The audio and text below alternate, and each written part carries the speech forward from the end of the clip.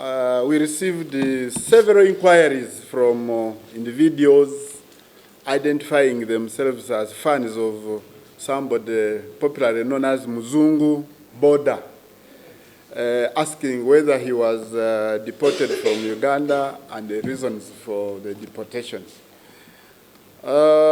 This gentleman, his real names are Reid Samuel James Amin.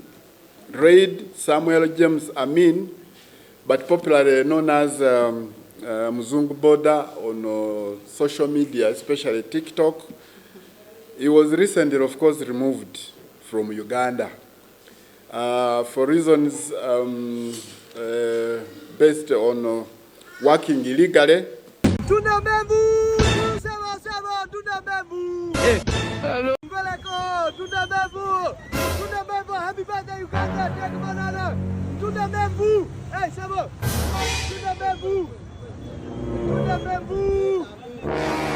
For Uganda, happy birthday.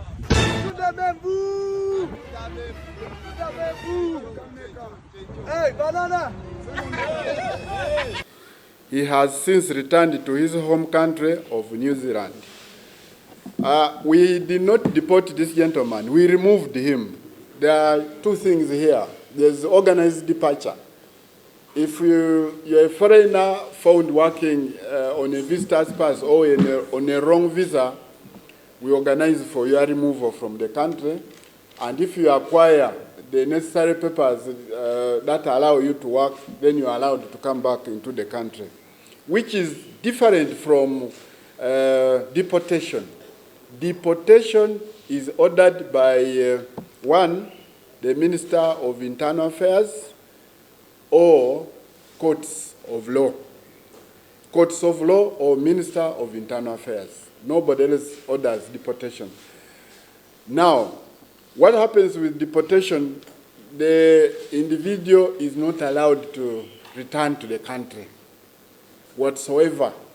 For organized departure, somebody can go back to their country, rearrange and reorganize themselves and acquire the necessary facilities and be able to return to the country to continue with their work. For deportation, you cannot be allowed to return to the country. So for this Muzungu Boda, he was merely removed. This gentleman was found working, running a charitable non-governmental organization illegally without a work permit. And those are the reasons that formed the basis for his organized removal. At some point, you would find this man in one of the recordings doing very weird things, and we even imagined whether he was in his right sense of mind. Abavubuka ennaku zino effujjo amalala enjaga ebikoola eddalu n'okwambala yambala ebipale ebirimu ebituli n'okuteeka okwefuulafuula nga balinga bazzolo nga balowooza bategeera nnyo n'osanga omuvubuka nga alina ebintu byagaaya. In one recording which he did with children, he would be seen drifting with children to very worrying levels, almost children hitting their heads on the tarmac and crying. Children are seen crying while he was laughing. You know, that was a very terrible thing. In another, we saw him run to one old woman, I think, who was carrying her matoke on the head.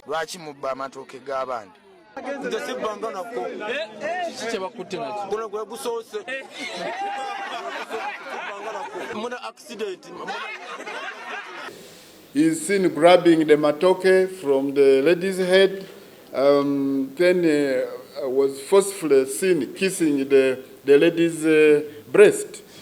And the lady was not amused. We were playing some Kanye or some Jack Harlow or something, and I couldn't help but join in her party. What you do? We are community. I mean, we were vibing. But I do have a girlfriend, and I don't know if she would appreciate me taking this girl home, so I didn't. Yo, come down to the fucking train tracks for a party! But she was a good time, I'll tell you. I can't wait to see her again. Hey, I love you! after seeing that the lady was not amused, he tossed a 10,000 note to the old woman. Now, such things are not allowed in the African culture, where you grab somebody in public wanting to kiss. That amounts to sexual assault. So he was doing so many things at departures in Entebbe at the airport. He behaved in an awkward situation by yelling at whoever he saw wearing either immigration uniform or government of Uganda with the government of Uganda badge. Yo, thank you, Uganda Airlines. Look at the new planes. Thank you, Uganda Airlines. Uganda Airlines? Yeah. Emirates Airlines, Is that's this Uganda. Oh. Look, all I have to do is put Uganda's logo here and no one will know. Thank you, Uganda Airlines. Have you seen the new Uganda Airlines planes? This is one of the old ones. Buvayo 360 technique. So that kind of behavior was really uncalled for.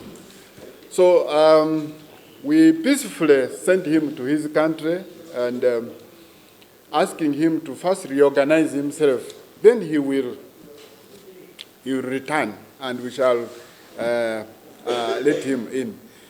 He was, I think, a self-appointed spokesperson of government, talking about potholes here, you know, talking about things which were uncoordinated. So we thought the work he had given himself, he needed to have paid for a work permit for it in order to do that kind of work. So, of course, to work in any country, including Uganda, an individual must possess a valid work permit. This country has laws, has regulations, has policies.